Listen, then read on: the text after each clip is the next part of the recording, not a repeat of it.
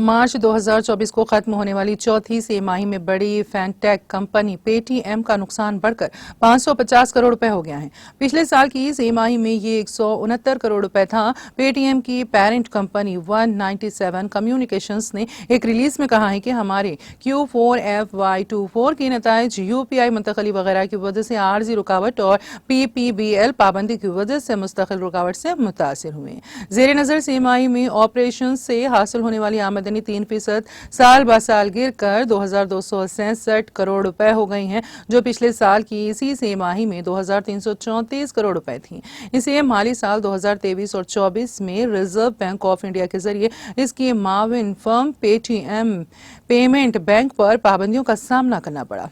PPBL को RBI की हिदायत के बाद पेटीएम ने कहा है कि उसने कामयाबी के साथ दूसरे बैंकों और शिराकतदारों के साथ शिराकतदारी शुरू की है। पेटीएम के बानी और CEO विजय शेखर शर्मा ने कहा कि हम चौथी तिमाही में हमारे कारोबार में रुकावटों की वजह से अपनी आमदनी और मुनाफे पर करीबी मुद्दत के माली असरात की तवक्को करते हैं।